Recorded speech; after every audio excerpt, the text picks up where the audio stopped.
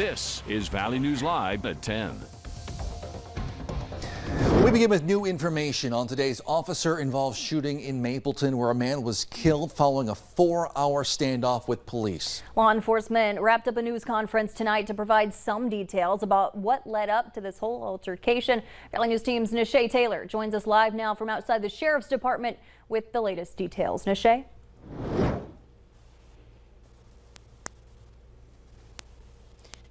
Stacey, what we know is that earlier today, officers were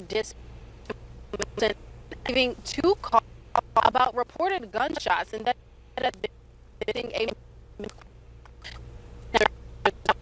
heard another fired. Several agents provide and a perimeter as well as a place for the area.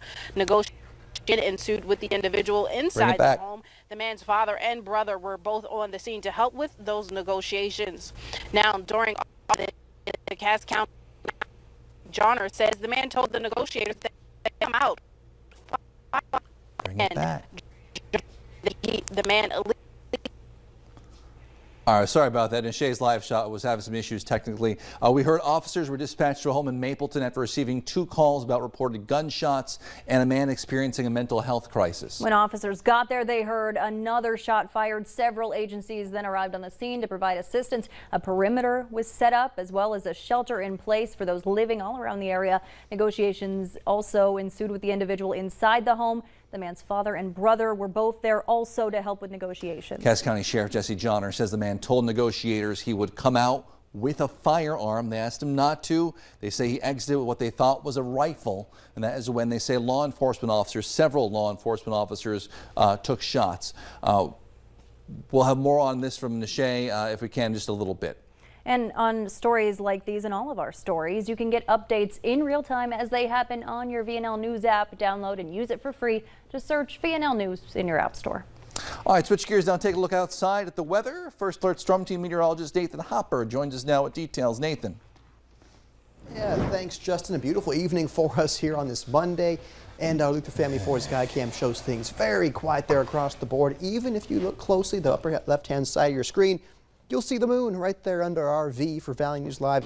I'll point to it right there. There's the moon right there. So nice clear evening for us in Fargo, and temperatures are comfortable as well. But here's how warm we got today. 81 that high in Grand Forks, 77 in Fargo, then saw most of Minnesota wholly in the 70s, warmest out toward the far west, 86 in Jamestown and in Carrington for those high temperatures this afternoon. Here's how things look now. Plenty of clear sky, still a few clouds lingering up in the Grand Forks area, but Grand Forks has fallen to 69, as has Fargo.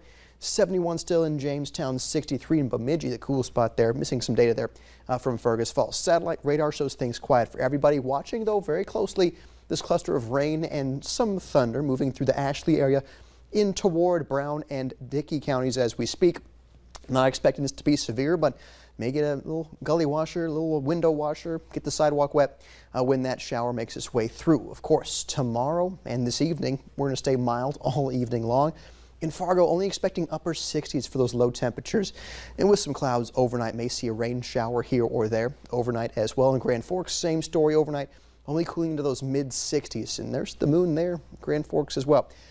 Of course, with a mild start to the morning, that sets the stage for a hot afternoon. Justin, Stacey also tracking some storm chances for tomorrow, so we'll break all that down in detail in a few minutes. All right, thanks, Nathan. The family of the driver involved in Friday's fiery crash on I-94 now says he has passed away from his injuries. 71-year-old Reed Satram of Detroit Lakes was first brought to a local hospital, then flown to a trauma burn center in St. Paul. His passenger, 53-year-old Everett Northrup, also of Detroit Lakes, remains in the hospital with serious injuries. North Dakota Highway Patrol says that crash happened Friday afternoon as the men crashed a pickup in the back of a tractor trailer, which had slowed down because of road construction.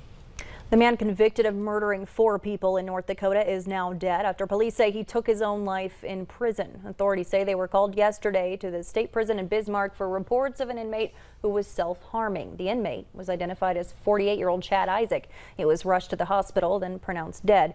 Isaac was convicted last year for killing 4 people in a workplace attack in Mandan. Authorities say they're now investigating how he was able to take his own life. A 52-year-old Minnesota man is now charged with stabbing several people along the Apple River in Wisconsin over the weekend, leaving one teen dead, 4 others hurt. Nikolai Mule was charged with 1 count of first-degree homicide and 4 additional counts of attempted first-degree homicide. He's now claiming it was self-defense. Documents say the stabbings happened after a confrontation between him and a number of others. The 5 victims were all between the ages of 17 and 24 from Wisconsin and Minnesota. A 17-year-old boy from Stillwater was killed. New tonight, a top al-Qaeda leader who U.S. security experts say was instrumental in the planning of 9/11 has been killed in a U.S. drone strike. Ayman al-Zawahiri was killed in a U.S. counterterrorism effort over the weekend in Afghanistan. A senior administration official says there were also no civilian casualties in this operation that took his life. After carefully considering the clear and convincing evidence of his location, I authorized a precision strike that would remove him from the battlefield once and for all. Al-Zawahiri took over after Osama bin Laden was killed as the head of al-Qaeda in 2011. The state of Minnesota is providing an update on their work to make bridges safer after the deadly collapse 15 years ago today. Carolyn Cummings has details. The stunning images of a bridge carrying Minnesotans during rush hour crumbling into the Mississippi River are seared into memory. A state investigative report after the tragedy summed it up like this. Lives were shattered by the collapse of the I-35W bridge. So too was confidence in the safety of Minnesota's bridges.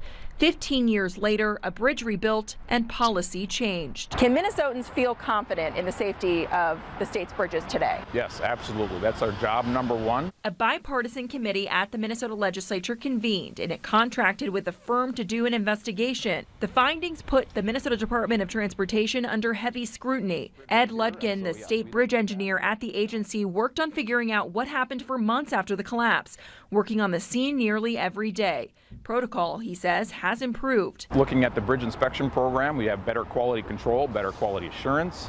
We've improved training, we've improved resources for people. We're making sure that every bridge gets inspected every 2 years and poor bridges gets inspected every year. The Minnesota legislature raised the gas tax in 2008 to boost transportation funding, the first increase like it in 20 years. That supported the Bridge Improvement Program, which directed MnDOT to prioritize deteriorating bridges with the greatest need for fixing. 172 targeted then, all either repaired or replaced by the time the program sunset in 2018. Ludkin says the state has cut down on the number of bridges in poor condition by 2/3 since 2007. Last 15 years, we've improved tremendously in our bridge inspection program. Still, the American Society of Civil Engineers gave Minnesota a C grade for bridges in its infrastructure report card this year. 874 bridges identified as in poor condition. Minnesota is set to get billions of dollars from the federal infrastructure law, including $300 million in new money for bridges alone over 5 years. Experts welcome this investment, but say it still falls short of the needs in future years. It's only part of the funding picture and story, and so we have to use that and leverage that. In Minneapolis, Caroline Cummings, WCCO 4 News. All right, I think we've got our technical gremlins fixed. We'll have more now on the officer-involved shooting in Mapleton today. Yeah, we're hearing one man is dead after the altercation. Nashay Taylor remains where the press conference wrapped up. Nashay, can you hear us?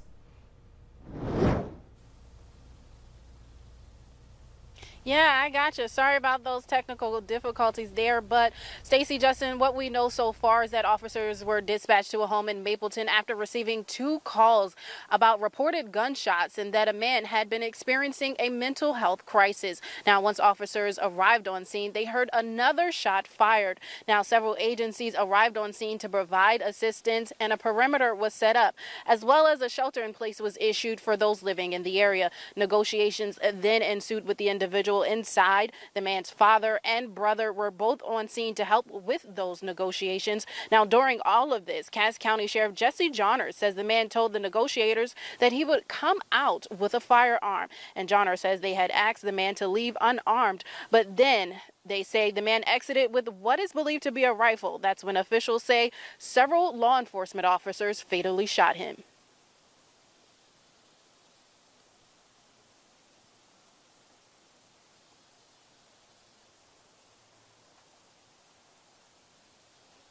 All right, thanks so much, Nishay, for that live report. Still ahead tonight, we'll take a look at the right, I guess deadly the sound is flooding not in going- Kentucky and